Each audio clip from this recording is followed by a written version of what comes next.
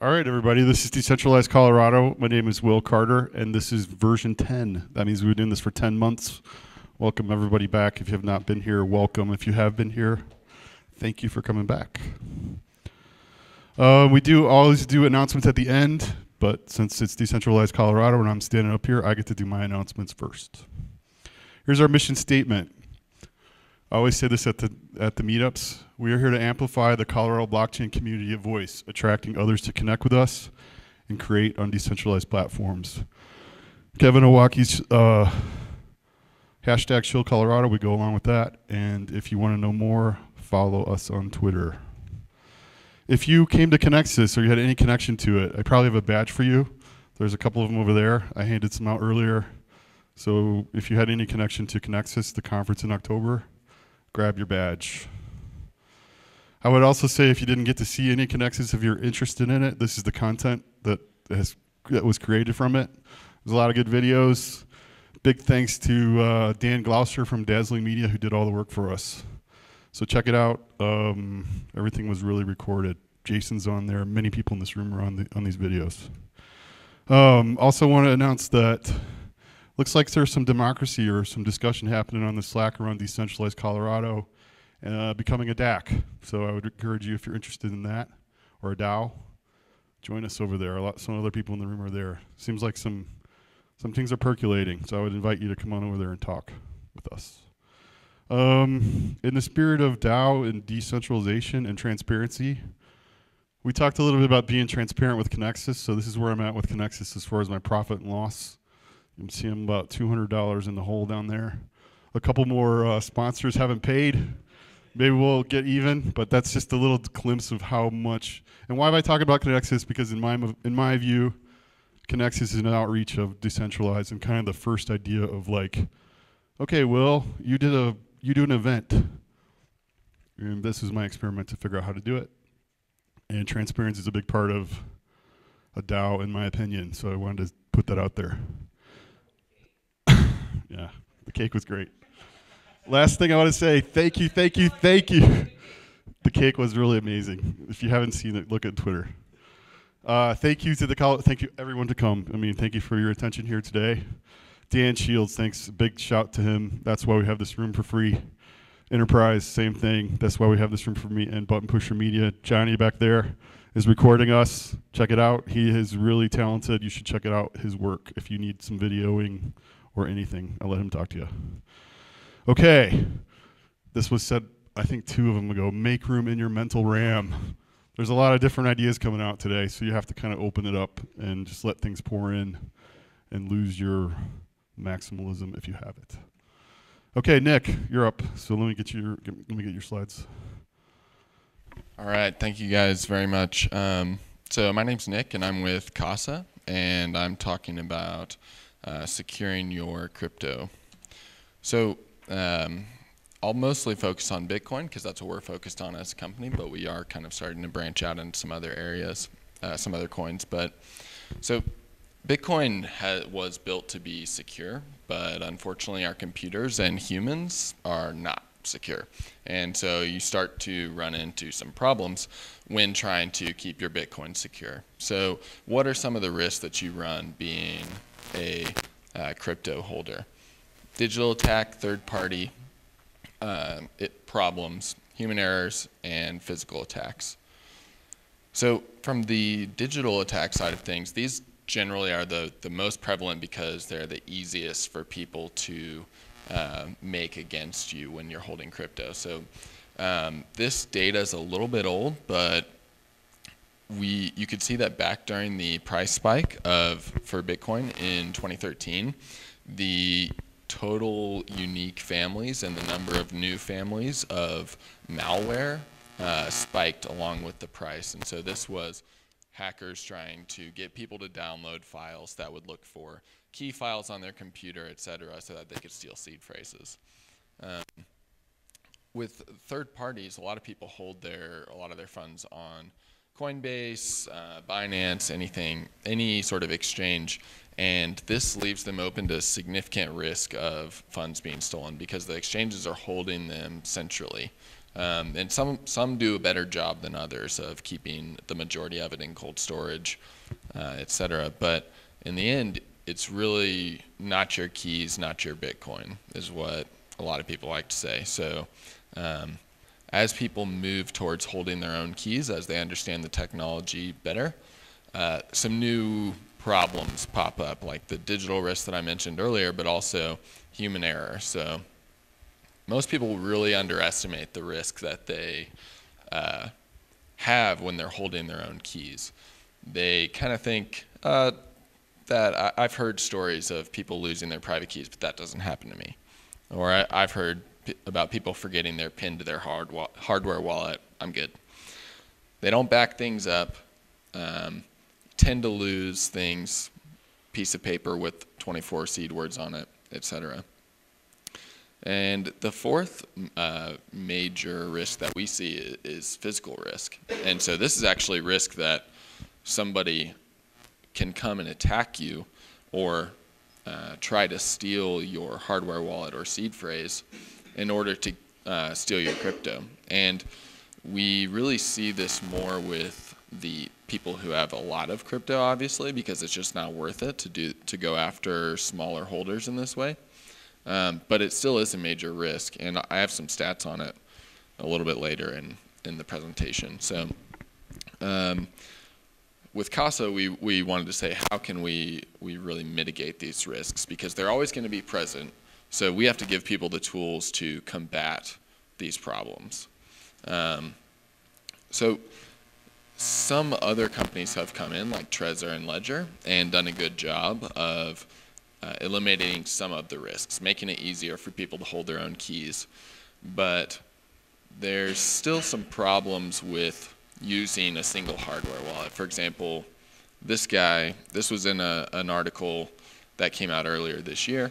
He held quite a bit of crypto, but he had his, here's your phone. He held quite a bit of crypto, but he stored his private keys in Evernote files and got it hacked and all of his Bitcoin stolen. Whoops. This has been around for a while. This is since the end of 2017, but it's just amazing the amount of Bitcoin. That's not the dollar value of Bitcoin. That's actual Bitcoin that is expected to be lost. And then from some internal estimates, we think about another 2 million Bitcoin is stolen. That's not in the chart up there. But it's just absurd the amount of value that gets lost due to people underestimating the risks that come with holding your own crypto. So this is the stats around physical risks, and so Jameson Lopp, who's one of my coworkers, collects this. This isn't really widely available, but he basically every time he sees a article that talks about somebody being attacked physically, or anytime he hears about it, not necessarily through an article, but just through the grapevine, because he's pretty well connected, he records it and he keeps track of these. And I believe it's publicly available, but as you can see, like as the price has been going up and as Bitcoin has been getting more popular, the number of attacks has gone up as well. So what's the solution? You can go with a custodial service or trying to insure your Bitcoin, but really we think that this kind of ruins the whole point. You kind of want to be able to truly own your own keys, and when you get into some of this, you start giving up parts of it or even the whole key in order to have other people protect it for you. And we're much more about enabling people by giving them the tools to be sovereign individuals and sovereign secure hodlers. So what are the product suite that we've built to help with this are these three products. So we started with the Keymaster, which is a non-custodial multi-sig wallet for Bitcoin. And so that was our first product that it's been live for about a year now. And that has been targeted at high net worth individuals who have a lot of money that they need to, especially in Bitcoin, but in a couple of other currencies that they need to be keeping safe. So then our second product, which we released back a couple months ago, was the Casa node. And we said, all right, we've built the key solution so that people can easily manage their own keys. Now, people are still relying on a lot of third-party nodes to validate the network for them. So how can we give them a plug-and-play solution that lets them really take the full stack into their house to validate and prove their ownership of their Bitcoin. So that was also the first product that allowed people to really easily, I would argue, use the Lightning Network. So that was a big selling point for that. Finally, we've made a really simple security checklist where people can go online and take a 5-question survey that says, hey, have you done these 5 things for your own digital security? And then it gives you some information about those things. And we're not tracking data on that or anything about what people are doing. It's purely an educational tool because we really believe that individual sovereignty is kind of like a double-edged sword. It can be great for many reasons that we all believe, but if you don't know how to handle it, then you're going to hurt yourself. So we really think that education is an important part of this movement towards sovereign individualism. So I really already talked about this a little bit, but the idea with multisig is that it's a 3 of 5 wallet. So you have 5 keys and you can sign with any 3 of them in order to send funds. So instead of somebody being able to take your phone and open up Bread Wallet and send a transaction, they would actually need to sign it from 5 different Trezors. Sorry, from 3 of 5 different Trezors. So each of these circles here represents a key, and 4 of them actually are Trezors and 1's on your phone. And so then what our clients do is they'll take 3 of the Trezors and put them in different places, and then they've got their phone as well. And then there's 1 Casa key, which you see in the bottom right corner. So the Casa key is held by us only for emergency situations and is really like if they lose some keys, we can help them recover their wallet. But the nice thing about this is that, especially for people who have a lot of Bitcoin, it really limits the risk of physical attack along with limiting the digital attacks. So somebody would have to come to your house and kidnap you and bring you 3 other places in order to force you at gunpoint to send them your crypto. The other thing that's really important here that I've highlighted here is that it's actually seedless. So we thought that the seed phrase is a pretty significant problem for most people in that it's an attack vector and it's easy to lose. So everybody who uses this, we tell them to completely skip the seed phrase part. You just click through it on the Trezor, or on the ledger you have to write it down and then burn it up later. So imagine if you lost one of these keys, instead of having to recover it with the seed phrase, you would actually just use the other keys in your 3 of 5 wallet to send it to a new wallet and replace that lost key. So that's how we get around needing to have the seed phrase. Because multisig is a great solution for a lot of these problems, but if you don't have that smooth UX around the seedless nature of the product, then you're now keeping 5 seed phrases. So that's 24 times 5 is over 100, and that sucks. I'm running out of time here, so I'm going to move pretty quickly. But the Casa node is a plug-and-play node made with off-the-shelf parts, and we made a basically really slick UI for running a Bitcoin and a Lightning node. And the big problem that we saw was that people just didn't know what to do and how to run a node.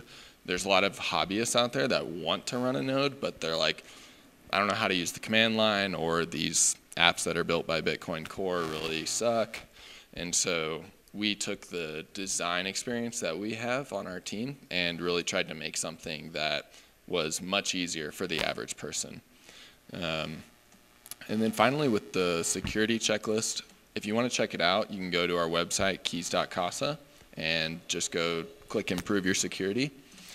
This is something that is really simple right now, but we just wanted to get it out there and kind of see if people liked it. And basically what it does is these 5 things here. It asks you these 5 questions that you can see on the screen there.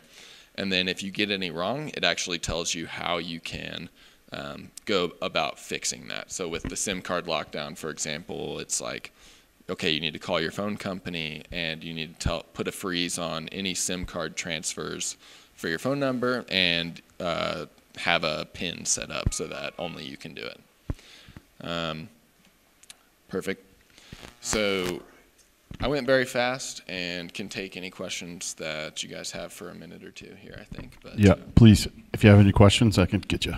Also, feel free, like, if anything was unclear, feel free to email me. Mine's more of a comment, but can you discuss how Jameson Lopp posted that photo of his seed phrase and someone photoshopped out the actual, 25 of his words, and he was, still secure due to that? Do you know which data point I'm talking about? Yeah, so I'm not entirely sure because Jameson tweets a lot, but basically, I think he posted a picture of his seed phrase burning, and maybe there was like a couple of words that you could see on there, and so you could argue that somebody could run like a force function on that.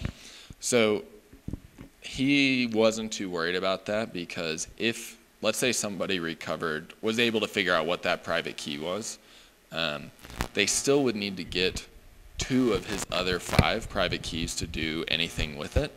So he probably was going a little over his skis on the bragging aspect there, and ideally you shouldn't post your seed phrase even for something that is in a multi-sig wallet, but there's really no harm in somebody getting 1 out of his 5 keys. Absolutely, that was kind of the point. And it seemed like there was a big media outlet that covered it and said this is why you shouldn't put anything to the internet, and you still would have the other 4 or 2 additional. Right. You still need 2 of the other keys in the wallet, and even if he was like, crap, I shouldn't have done that, he could pretty easily rotate that key out and just transfer his funds. How far down the road are we from biometrics, real biometrics, password type stuff? I mean, we definitely have it, built into the phones in some ways, but it's kind of, yeah. I honestly can't, I don't know too much about the biometric angle, but. While you're presenting, I'm thinking to myself, man, there's got to be an easier way. And the only thing that came to mind to me was biometrics. Yeah, but I mean, I definitely agree with you that right now there's so many problems with being able to fake people's faces or their fingerprints that it's like having that as the main reliant thing. Real quick, dude. Got 20 seconds. What happens when you crump and your family has to recover your So we're actually working really hard on that right now and coming up with a protocol that people can follow using Casa, and then we will be doing one for non-Casa customers as well, where you have an inheritance scheme that works with using the multi-sig and an inheritance lawyer to give your heirs the information they will need to recover the keys. All right, thank you, Nick. Let's give Nick a round of applause. Thank you for coming out. Appreciate it. Thank you.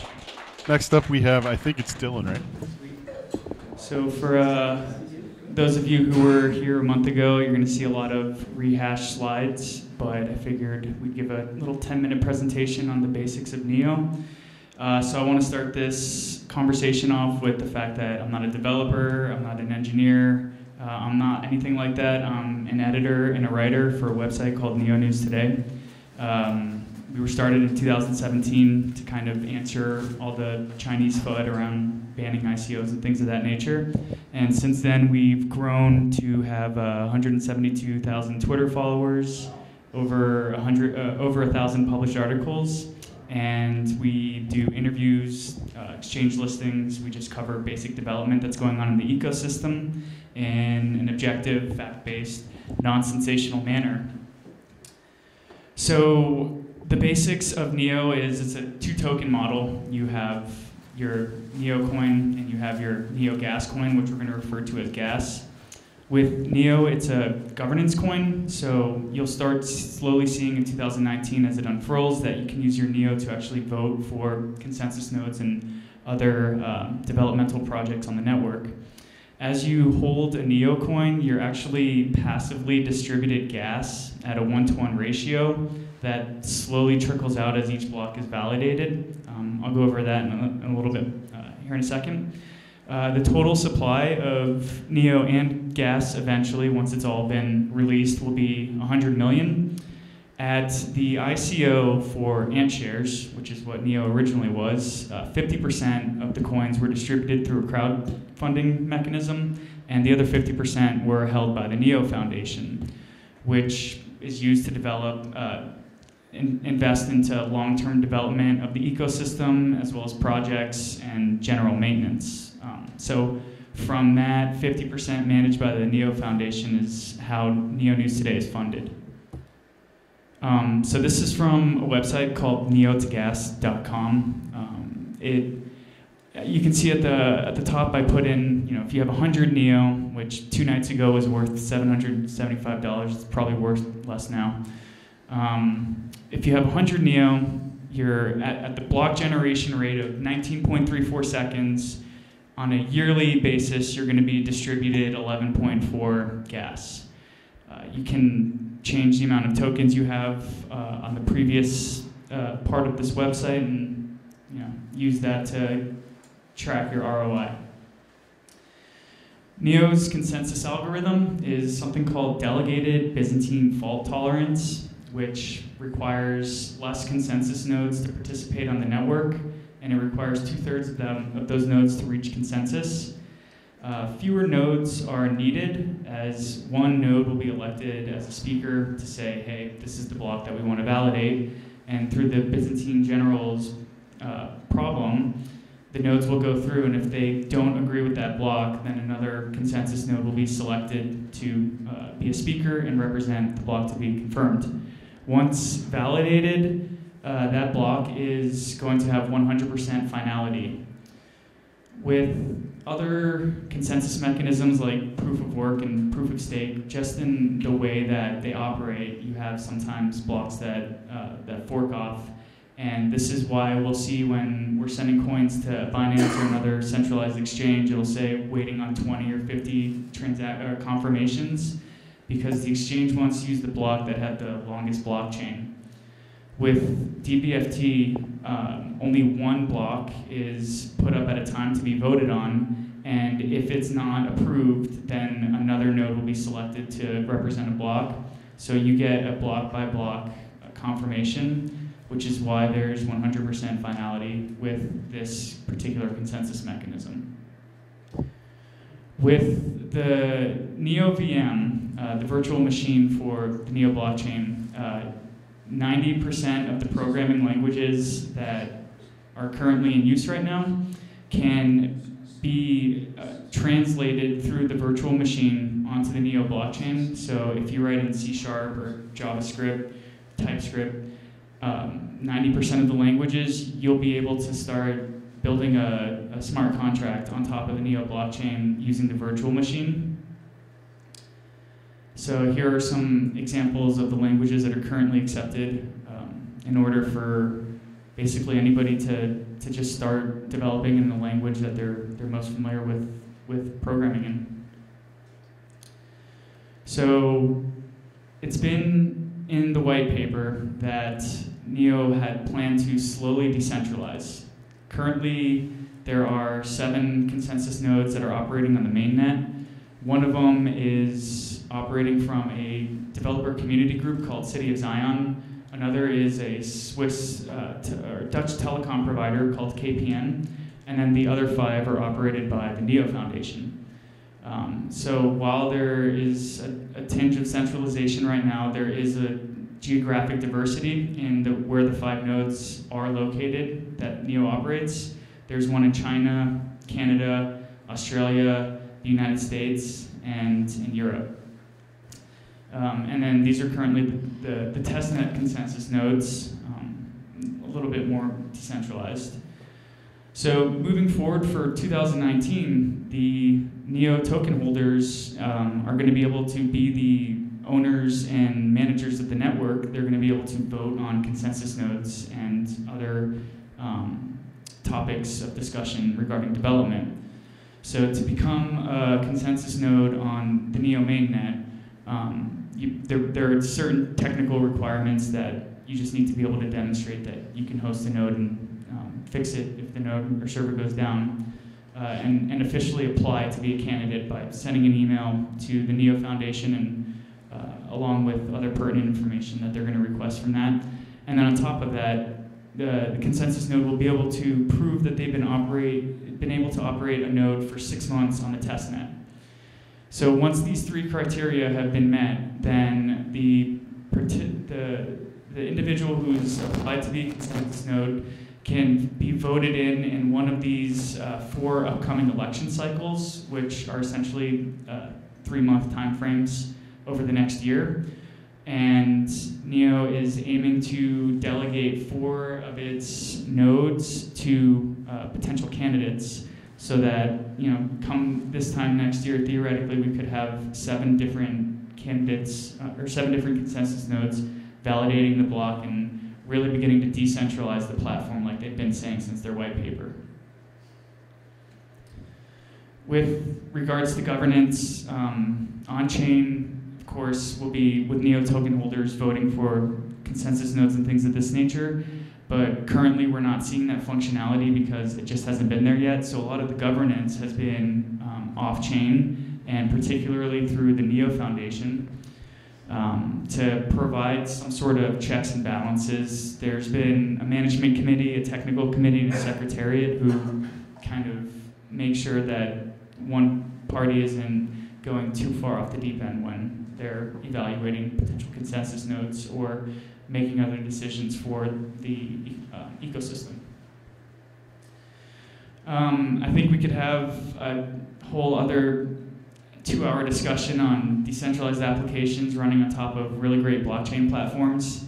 I just wanted to highlight really quickly dApps that are operating on the mainnet that are actually using the NEO blockchain. These aren't companies that ran an ICO or are just using one little part of their platform to integrate with NEO.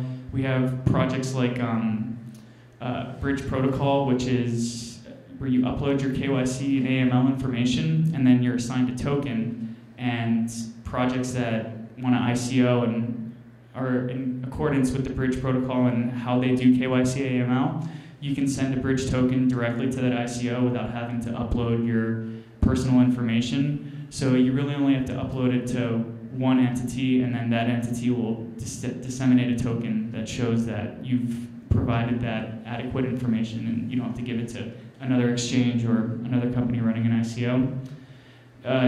Switcheo, a decentralized exchange, is running primarily on the NEO blockchain, and we're starting to see about 20,000 daily active users with that project, which is really interesting. And then also we have games that are starting to be built using NEO as their blockchain platform as well. So this was lifted off of the most recent monthly report that was distributed from NEO Global Development. It shows the social media gatherings, but something that I thought was really cool is the first NEO Colorado meetup was held last month. I'm going to try and host one each month, and we were actually listed in the global monthly report as being a local community that just kind of bootstrapped and started up. So I thought that was pretty cool. To get involved, to speak with the minds that are much smarter than I and much more ingratiated into the ongoings of development and whatnot with NEO, the best way to get in contact with these developers and engineers is through the Discord, and you can follow that invite link right there, and you'll be able to get in contact with whoever it is for whether it's market purposes or development purposes or whatever. And then there's also the NEO GitHub and the 3 largest developer groups that are operating in the ecosystem right now, and you can go into their repositories and see all the pulls and requests and actual action that's going on into the development of the infrastructure. And then I lastly wanted to highlight that City of Zion actually has an endowment from NEO where on a given week, $10,000 to $35,000 is actually disseminated to engineers who've worked on the blockchain and worked on open source projects. So if you're an open source developer, you can actually get paid for doing work through working with City of Zion. And then there's also a vulnerability bounty program which will reward people based on the severity of the bounties they've submitted. So here's my contact information, email, Twitter, Discord. Feel free to reach out to me if you have any questions. And then feel free to sign up for the NEO Colorado meetup right here. And we're gonna have another meeting in January and look forward to really building something cool. So thank you. Perfect.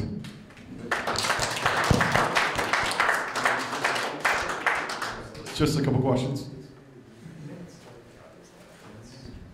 So I'm assuming that voted on the nodes will be by token, and if the foundation holds 50% of the tokens, are they allowed to vote?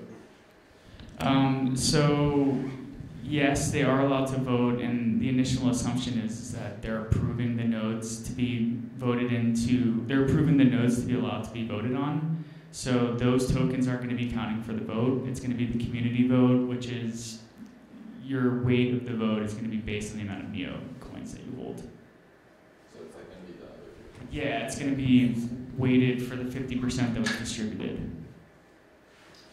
Dylan, I'm going back to my question I had earlier before the presentation itself. So NEO, to me, like, got a lot of attraction, had a big bump right from the very beginning, and it seemed to me like it was more of an Asian centric, you know, I mean, it was initiated from China, right? Yeah, that's a So Chinese project. my question is, it interests me that a person such as yourself is so headfirst into NEO, and the reason why I ask that is because, I mean, they're like the 2 biggest tribal camps are Ethereum and EOS, so I'm very curious as to the insight you have into NEO. Yeah, so from an investor's perspective, I got really interested in gas being distributed to me after I first purchased NEO and kind of delved down the rabbit hole. And then I saw that the way that they're really trying to build an ecosystem of projects and projects that work with each other, as opposed to just being an ICO platform or providing a blockchain for projects to work on specific segments of whatever it is they want to use blockchain for. The fact that there is an investment from the founders of NEO, and then you have a really strong developer group, which I'm sure a lot of our projects do, but the amount of individuals who are willing to step in and discuss development issues and engineering and coding issues, as well as these groups that are continuously popping up around the world. In South America, another group was just established in Russia. So we're starting to see the developer community really grow, and that's kind of what's funding my belief. So you're seeing a really large network effect, and the community is very supportive of each other. Absolutely. That's awesome. And we're starting to see less Chinese development and more global development. Well, that's fantastic. So, yeah. Thanks, Dylan. Thank Appreciate you. it. Next up is Ian Dixon. Hey everyone, so I'm Ian, and I just want to say I'm also not a developer. I work with the Enigma team on some of the Node community stuff, so I'm helping them launch that. But I'm going to go over some of the information today. Pretty much what Enigma is doing is they're introducing privacy and scalability to blockchains. People have been talking about scalability for a long time. Right now, right? And this is an older slide, so I'm kind of piecing it together a little bit. Right now, kind of when you talk about scalability, they're talking about on-chain and off-chain. That's like the primary thing people are doing. Sometimes people are trying to do everything on-chain, but with Enigma, we're pretty much creating a second layer that is pegged to a main chain, and it maintains all the integrity. And that second layer would be maintained by a node network on the Enigma network. So they're going to pretty much be master nodes that you have to have X amount of coins for, and if you lock them up, you get to run a node. These nodes would be processing over encrypted data, so the nodes themselves, unlike on Bitcoin or Ethereum, when something is calculated on there, all the information is public. So like the breeding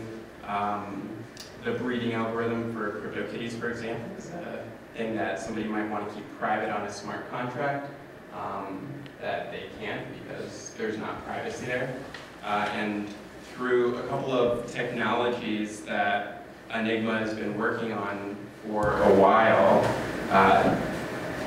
primarily SMPC.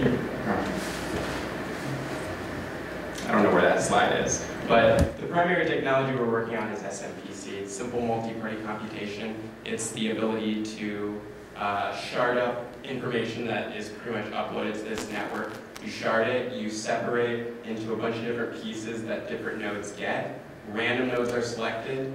None of the nodes know which other nodes own what pieces of it. And then the protocol recombines all that information and spits out results. So if you're a company that's trying to build something on the blockchain and you need privacy, like an insurance company might for healthcare data to be HIPAA compliant, you could store that information on the secondary layer that we're building, and the information could still, you know, it could preserve the personally identifiable information. Just try and keep the mic. Okay. Thank you. No problem.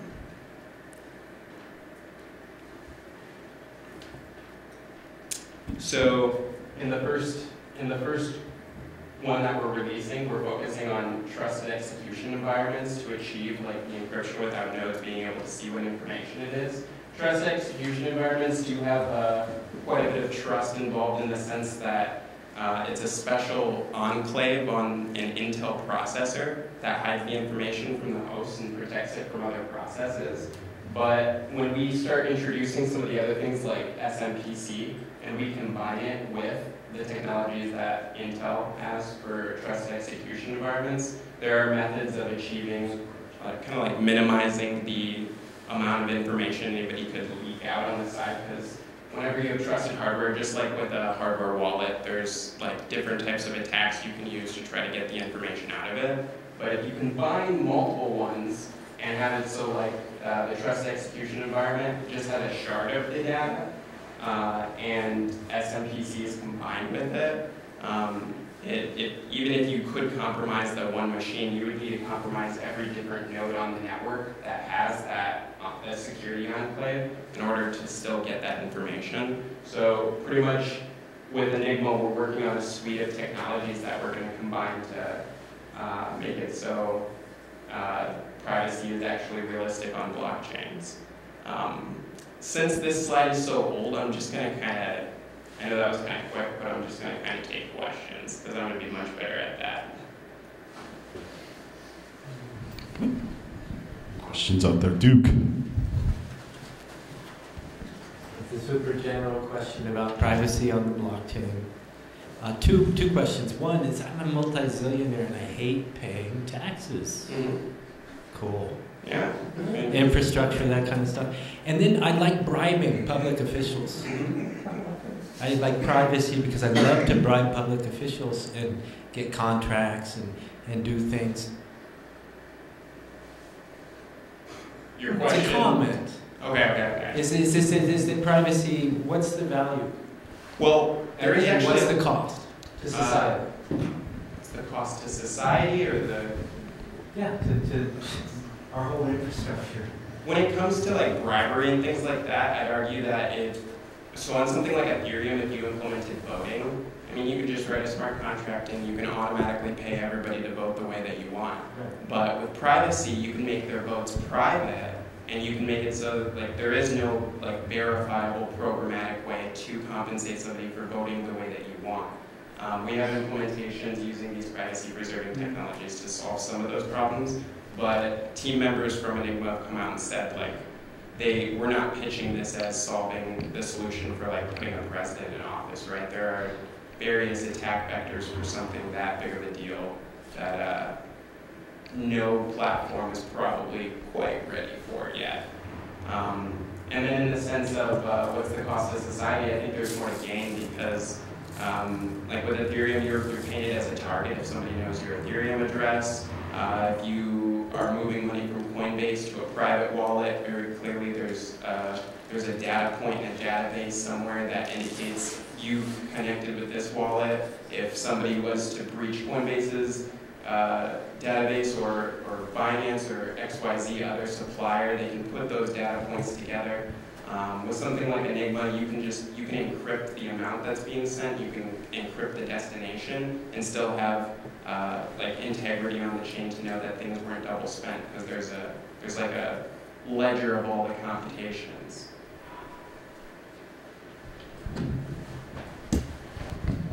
Are you also kind of saving gas because you're kind of moving things off the chain as well? So is there value proposition kind of like lowering the footprint of any smart contract by using Enigma? Is that kind of one of your things? Yeah, the storage is one of the focuses, and the fact that it's on a second layer like that makes it's going to be vastly cheaper than something on chain. But that's just kind of inherently true. Lightning is cheaper than doing an on-chain Bitcoin transaction, right? And then we kind of keep things, with Lightning, there's not I don't know of a punishment for the Lightning operator if they were to find a way to do something malicious, whatever that might be. But with Enigma, since there's a stake required to even run one of these nodes, malicious actors can be penalized by their stake. How much is the stake? Not announced yet. Not announced.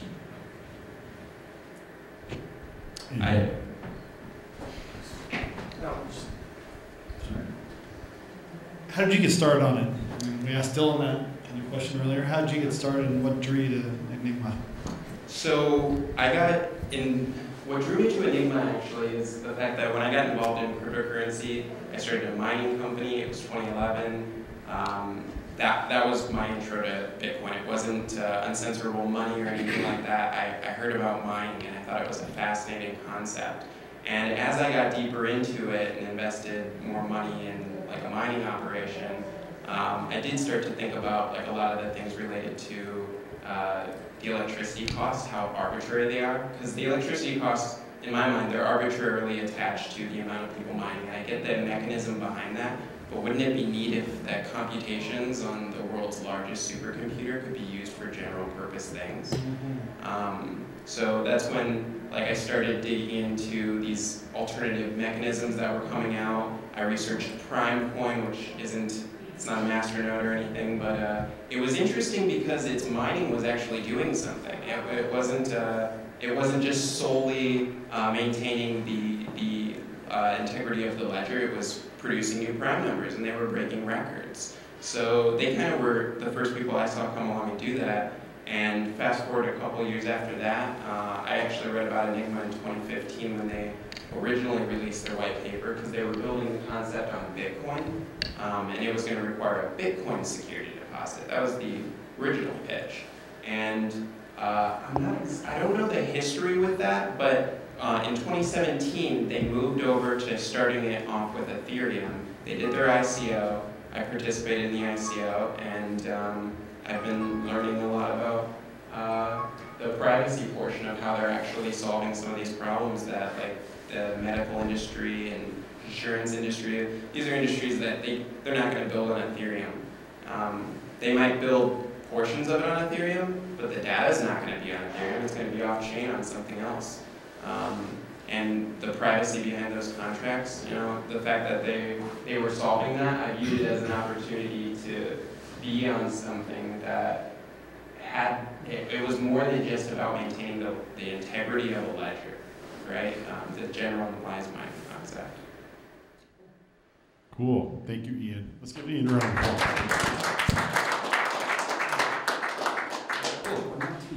All right, so my name is Jason, as everybody has hopefully had a chance to meet me so far. If not, meet me afterwards. I thought of this idea, and the idea that I'm saying is makecontact.me, and it's genesis of a cryptonomic experiment. So for me, getting into the space, it was important to think about, like, what is even possible with decentralization? So a lot of times at these meetups, you'll get into meetups, and afterwards you'll start talking at the bar or some other sort of venue, and all kinds of use cases and topics come up. And this was sort of one of those for me. What do we got here? Okay. I really thought about it in terms of my time. And it's important to kind of think about this, because what is your time worth? We all have like so much finite time amount on the planet. Some of it we're going to spend with family, hopefully a lot. You know, but some we spend working and doing things we don't want to do. So like really this constant struggle, which defines most of our working adult life, is I'm trading some of my time. I want some money. Sometimes I feel like that guy in the corner, it's like the guy on that hamster wheel, and they're kind of just like going through the motions of life and spinning this wheel that creates money, but you're not really enjoying yourself. So could there be a case for evaluating this relationship and making something tokenized out of it? Could we, in fact, create some sort of paradigm shift? So, what would happen if we actually took the time that we were going to work and we somehow tokenized it? So I know that other people might have thought about this loosely, but I really started thinking about it a lot.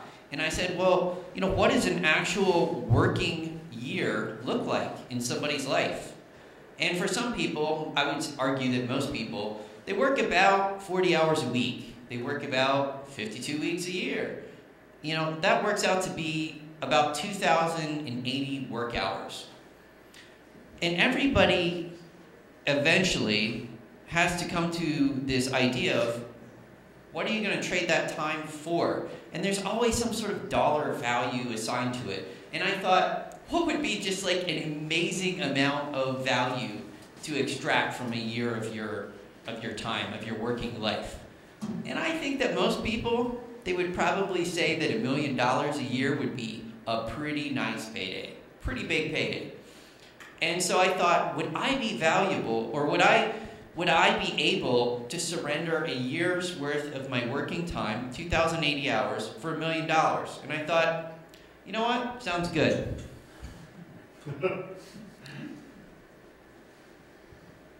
So let's carve that thing up into tokens. So if you carve that up by the second, you've got about 7,488,000 finite token supply, which would equal your 2,080 hours divided into seconds. Let's call each token some sort of ERC20 token, and let's say that you just sell them at some arbitrary price. I picked $1 million, so I'm going to sell this finite supply of 7,488,000 tokens for about 13 cents a piece. And it's just sort of a crazy experiment to see if it's even possible, if people would like to buy time in some sort of finite denomination. But if the idea stops there, then it's not very compelling, because that's really, really expensive time for people to buy. But it sort of will get the ball rolling of, hey, what if they held on to this token and they redeemed it 5 years from now? And let's say that for some reason I'm the next Mark Zuckerberg, and now my time's worth like $20 million, right? Instead of just $1 million. So really, whenever you assign like an arbitrary value to your time in this kind of way, it becomes sort of a risk mitigation strategy. It's like, hey, I think I'm going to be worth this amount. And people are able to buy into you at a specific point in time, knowing that your time might be more valuable. But that's just really the basic start of it. I thought of like, wow, when you think of your time in that way, in a tokenized format, you can sort of create all kinds of really interesting personal economy experiences. So what if you combine some thought processes by it? And I like the, but wait, there's more. So if you hold my time and you actually redeem it for my time, that's like the worst thing I want you to do, because I actually don't want to work at all, right? I would rather you hold on to the token, right? And just pay me for holding on to the token. So let's build some value into that. Let's think of a personalized Patreon so that way that everybody that holds my token gets some sort of XYZ benefits, right? I can design whatever benefits that I want. So, like, maybe you really want access to my blog. Maybe I'm a very compelling writer. Maybe I am the world's greatest author. And I have a personal blog that I just want people who buy my token to have access to. That could be a perk. What about, like, I create like a private mastermind. Let's say that I'm some sort of personal guru and I can give productivity tips, or I can give you stock trading tips. How about by having that token, you have access to those groups, right? And I can say, like, hey, what's a valid wallet address that's holding that token? And those are the tokens. I like to think of that as, like, if people did buy my token, they might really be interested in my future. They might really be interested in who I am too. So that could be something. It could be like my own private mastermind group. For this particular socio-economic experiment, I'm actually going to let my token holders who buy my token get a real say in my life. I'm going to outsource some decisions that I would normally make anyways to the people that hold my token. They can vote on it, however many tokens they have. They can basically dictate what I'm going to do. Now, I'm going to start off with very, very basic decisions that, to be honest, I really don't care about. For example, I know that I'm going to go out to eat at least once per month with my significant other. Now, which restaurant that I actually go to doesn't really matter too much as long as it's rated like 3 stars or more, right? So I might put up like a poll and say, like, hey, which of these 10 restaurants do you guys want me to eat at? Or, hey, which movie should I go to? Or, I'm a big productivity guy. Which book should I read next? I only have a finite amount of time to read. Maybe there's some really good suggestions out in the crowd. So there's this idea, too, in the productivity world that goes to, like, decision fatigue. Like, every decision sort of reduces your amount of finite processing power to make good decisions. How about outsourcing all the decisions you don't want to make to people that hold your tokens, right? Well, there's the cost for people like Mark Zuckerberg that wear the same thing every day is you don't have any novelty in your life. You've basically given up that aspect of your life. But if your token holders add that novelty for you, it's really a win-win. So, you can create any kind of perks you want. Exclusive social events for people that hold my tokens. Maybe I have a couple of spots at my birthday party for people that hold my tokens. If I participate in a business opportunity or create something awesome, those guys are going to obviously have the first crack at it. So I really want to allow people to do this. And another way is the power of 1,000 true fans. I don't know if anybody's familiar with Kevin Kelly or Tim Ferriss, but they both have this concept that if you can reach like 1,000 true fans, if you can find out who those 1,000 people are, you can sort of create an experience around those people that will generate a pretty significant income for you. By holding a token sale, you can reduce the amount of time that it takes you to find those 1,000 fans pretty dramatically, if that's something for you. So you can make and design an economic experience around your own personal token. Maybe you tie it to some time and your economic value, but for me, it's like the people that buy my tokens are going to be interested in freedom. They're going to be interested in technology. They're going to be interested in personal development. I'm a quantified self guy, so I might share some of my biological experiments, like which vitamins and I'm taking and how I'm meditating and I'm going to the sauna and all kinds of weird stuff with people that want to do that. I'm having some problems with the slideshow here. I keep hitting the wrong button. So who will buy my tokens? Is this even a crazy idea? I would say the curious friends and family, anybody that's interested loosely in psychology, if this thing gets going, they're going to buy it just to figure out what the hell happens. Biohackers, nosy people, tech geeks, blockchain and crypto fans, you can have my token, collectible fans, business associates. I mean, the cost of doing business with somebody is very, very high, right? The cost of doing business with me starts at about 13 cents, right? And you can learn so much about me, and you're like, I do not want to do business with the guy. Or I do, it's like, he's really cool. He likes my favorite movie. So I'm kind of all out of time here, but I think that you get the basic idea of what I'm going to do. I'm going to be trying to spin this up in the next 90 days and create a platform around allowing other people to do this for themselves, should they so want to. I'll be patient zero.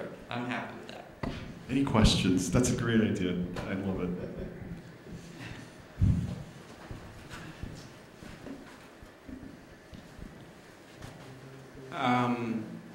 Oops. I'm going all kinds of places here. So you're ICOing this, right? I'm going to be launching, I think it's on the Tokit platform. I haven't quite decided, and I'm still sort of debating between is it going to be an ERC20 or maybe it's going to be an EOS token. Does the token come with equity? Like, are you a security? No, it's actually considered. My version of the token is going to be a pure utility token. Okay. I am actually selling it for time. That's the basic redemption. Okay. If you hold on to it and don't redeem it for time, it comes with additional benefits like getting access to like a private room or a community, polls, Right. that kind of thing. What So happens- privileges, perks. What happens if you short it? Is there any health effects on you? Not really. I mean, even if I only sell $100 worth, the valuation that I put on it is so high, it's zero risk for me. So I'm happy to sell my time at $1 million. I have set the finite supply for 8 years worth of my time. So theoretically, as the time is redeemed and burned down, each token becomes more valuable because it's a dwindling supply of time. But I'm actually hoping people hold on to it. And that there will be certain redemption criteria. I'm only going to do something legal, moral, and ethical. I'm not going to do some sort of perverse act with you just because you bought the token. I love your idea. Thank you. I even spawned a couple of ideas to help you with your idea. I got Thank a you problem again. now. Sure. We have to trust you. That's kind of really one of the caveats to this. It's why would you invest in an individual at all, right? And so that's why it's really more of a social experiment to see kind of what happens at this point. I'm going to sell these things with a huge disclaimer, hey, if I get hit by a bus, too bad. You're not going to get any sort of payout because I don't want to do some distributed life insurance policy and then actually having an incentive to knock me off, right? You know what I mean? You really, if you're doing something like this, you really have to come at it with the darkest of mindsets. What's the worst that can happen, right? So thank you very much. Thank you, Jason. That was great. There's another presentation. Bring it up. Last one, Jason. Jason McGinnis with Dcoin, which I'm really looking forward to. So my name is Jason McGinnis, another Jason. I am the director of an early stage startup. The name of the startup is Colorado Community Currency. The name of our product is Dcoin, and our product is, of course, currency. So we're making our own money. This currency is going to be limited in scope and distribution for the county of Denver. The big idea is that we're making an environment. So if you live in Seattle, I don't think that anyone here does, but if you lived in Seattle and you wanted to create a Seattle coin or a Boulder coin or a Colorado Springs coin, it is on us to create that environment, basically. So what we're trying to do is create local currencies that operate within the community in which you live. So how many people here have heard of local currency? Yeah, this is fantastic. All right. Well, the presentation is over because most of the presentation is explaining about local currency, but I'll bore you for a few minutes. So there actually are hundreds of local currencies that are in circulation around the world. This one right in the middle is from Bangladesh. So these local currencies basically work hand in hand with national currencies to support a local economy. So Bangladesh currency would be spent in Bangladesh. Currency from Brixton would be spent in Brixton. What else do I see? Any other that I'm familiar with over there? The one in the upper left corner is Berkshires in Western Massachusetts. We've kind of based our model on the Berkshires of Western Massachusetts. The way Berkshires work, it's a one-for-one exchange. Actually, it's better than a one-for-one exchange. So for every $100 that you hand over, Berkshires will give you 105, I think it is, Berkshires. The idea is to support their local economy. And why they go through this whole exercise to support their local economy? Because buying local is quite impactful in your economy. So if you end up spending money with a local vendor in your community, it can have as much as 4 times the impact of spending money at like a Home Depot or some national chain like that.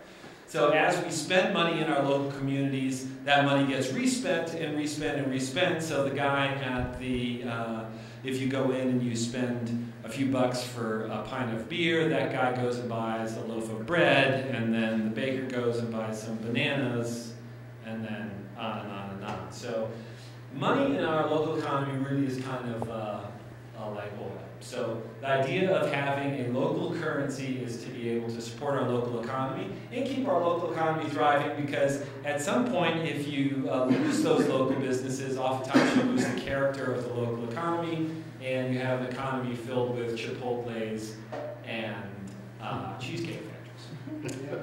Or, as someone said, it was like it's the Clevelandification of the small towns in the United States, or big towns as well. So that is what it's about.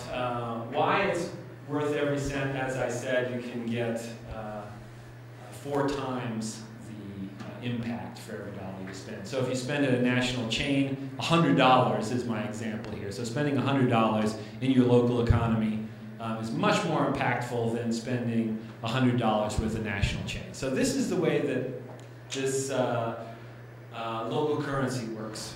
So why was I interested in local currency, and how did it all start? So I was really very interested in Bitcoin. I'm sure, like many of you, I haven't had an audience of blockchain folks yet. But in my mind, the whole idea of this Bitcoin or any of these blockchain-based currencies was going to displace things like Visa and MasterCard. I was going to be able to buy pizza and beer and coffee. This was going to be used for transactions. So when I was interested early on in buying Bitcoin, of course my wife wouldn't allow me to. I was like, I'm going to send this check, this cashier's check. I'm just going to send it to Japan. Is this the Mt. Gox hunt? I'm sure no, they're going to take care of it, and then I get this Bitcoin. None of that worked out, but I finally got some. But then lo and behold, I never was able to actually purchase pizza or beer or anything. So Dcoin is the Bitcoin of beer, the Bitcoin of pizza. So the idea is that you're going to be able to use this money to make small transactions in our community. Okay, so if you go into a local vendor and you see this fantastically designed Dcoin sign with the QR code, this would be sitting on a vendor's counter. You say, hey, I'd like a cup of coffee, bro. And he says, no problem, bro. It's going to be $2.85. What you do is you pull out your cell phone, you open up your React Native app, your Dcoin app, you scan the QR code, and Shazam. Money is withdrawn from your account, and it is deposited into the account of the vendor. Now you guys know all about this blockchain stuff, right? This is easy to do. So behind all of this, we're running a POA network. And it really is the the base of Bitcoin. I mean, we're not to the level of smart contracts. All this is an accounting system. It's running on a proof of authority network, and it basically is moving 2.85 Dcoin from your account to the vendor's account. So ideally, that is the environment that we're going to create, and that's the way that it's going to work. Right now, we have a website, we have a wallet that we can use online. We are developing our mobile application. So we're hoping sometime by spring of 2019, we'll be launching a React Native application that actually enables you to use your Dcoin app on your cell phone. But for the moment, we are web-based, and we'll move on from there. So it is also, as I said, we're interested in moving out to other communities, and I had given a talk in Boulder, so I was suggesting Bcoin.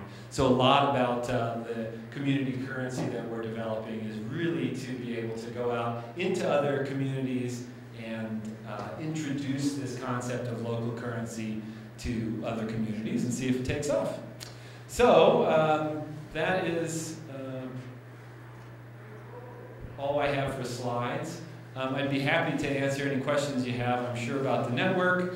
I do have, let me see if there's a, oh, that's a drag. I do have one other slide. I must have taken it out. Well, I'm sorry about that.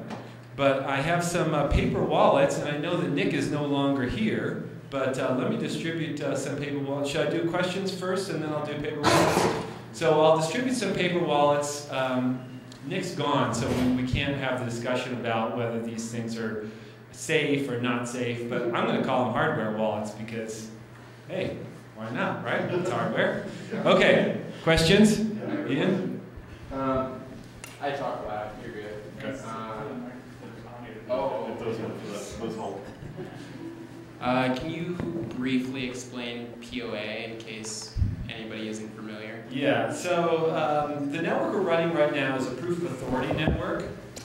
We have one node, and we're running it on AWS server. We just moved it over from Google server. Our interest in running our own network was simply cost-based at this point. All the transactions require some amount of gas on other networks. If we're running our own network, we can keep the gas cost very low, so the transaction cost is very low. So although that was a very quick introduction, when you look at the finances of running a currency, specifically a digital currency, a lot of vendors are spending 3% and up to have transactions with clients that are using Visa and MasterCard. So we're anticipating a transaction cost below 1% for these vendors. So in my very first slide, I said, or maybe it was the second slide, about Berkshires, that you'll have an incentive to spend Berkshires or Dcoin. It'll be exactly the same with Dcoin. So for $100, I'll give you 105 or 110 Dcoin. The idea is to spend that in the community. So what we're trying to do is incentivize people to spend money with local merchants. And on top of that, we keep that transaction cost super low.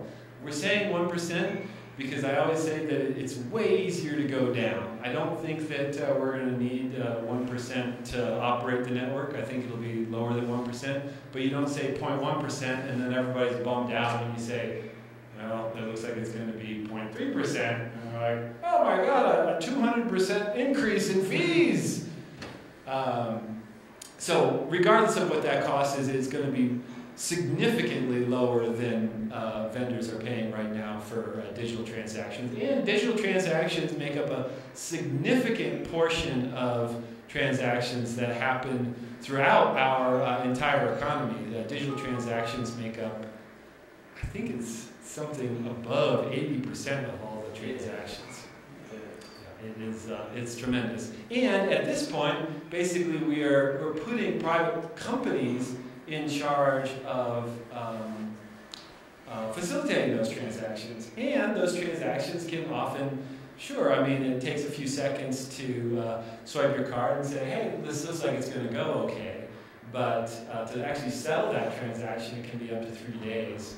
Where on our proof of authority network, we've got it set up for 15 seconds. We can reduce it to 10 seconds, 5 seconds. I mean, we can make it nothing but 15 seconds to validate a transaction and then also settle that transaction. So it all happens virtually instantaneously when compared to traditional digital payment networks. So I've got 2 questions. What does the marketing outreach look like for getting local businesses to buy into the Dcoin model? And then secondly, how are you mitigating volatility? So the marketing outreach this is going to be old school sales, right? So we're talking about a local economy. You're going to be going to local businesses and saying, this is our local currency, it's active in our local economy. And then at some point there will be enough momentum that, hey, I've heard about Dcoin, that guy across the street has Dcoin, I'm going to go online and I'm going to sign up for Dcoin.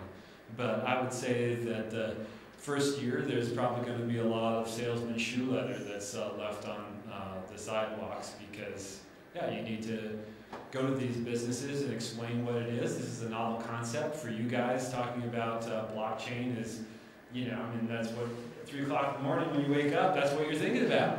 But for a guy that runs a sole proprietor coffee shop, never heard of, maybe he's heard of Bitcoin, but primarily blockchain is going to be off the radar. And we're debating whether to even introduce that. Why would you say blockchain when you say maybe the local currency pitch is much better?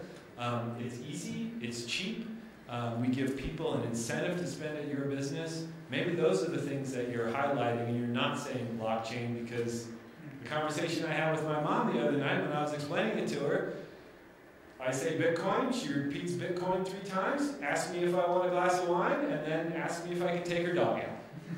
That's as far as I got. So, I think that, it's going to be a traditional sales at the outset. And then your second question, I'm sorry. Yeah, and then how are you going to mitigate volatility and price swings? Well, it will be locked to the dollar, so 1-to-1. So what's going to be the mechanism that ensures it's tied to the dollar? You give me $1 and I give you a Dcoin. So because the limited scope, so since it can't be, I suppose it is possible that somebody could say, hey, we're going to list it on an exchange without our approval. I think that that's certainly a possibility. And I don't know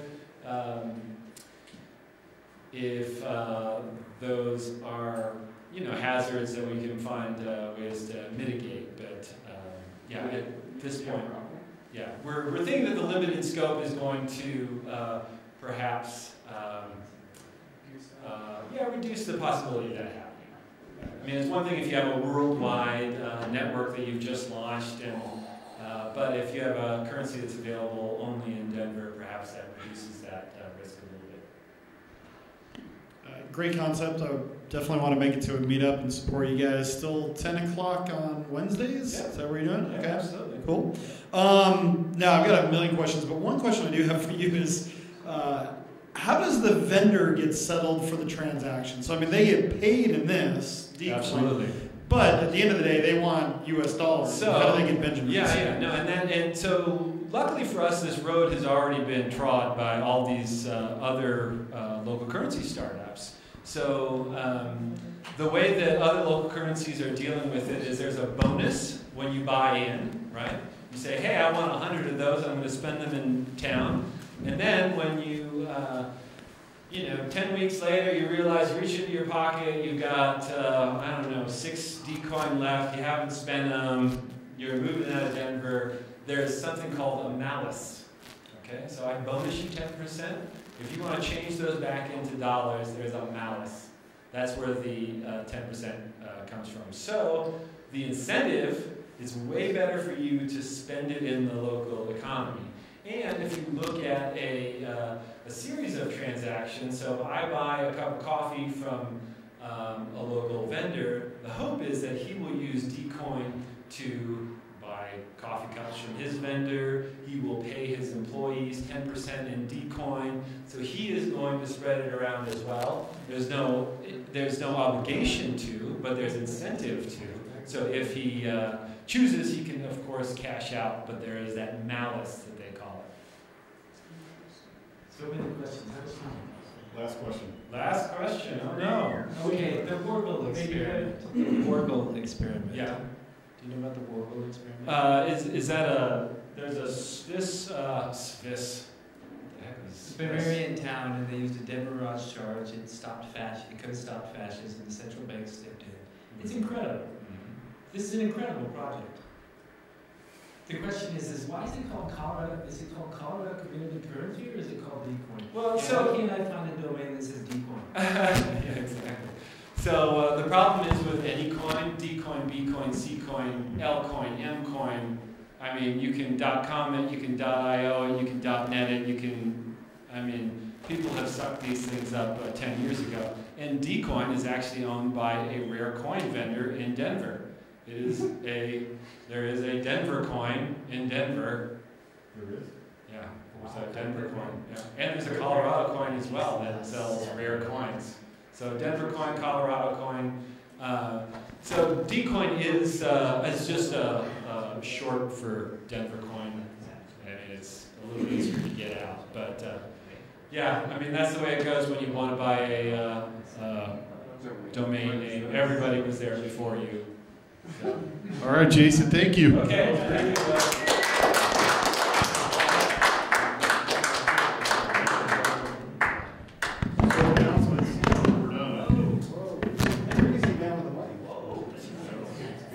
Does anyone want to show Colorado? Blockchain. Who's got something to say? Talk to us. Anybody? Show Colorado. No? No one's got something. You gotta show something. Yeah, show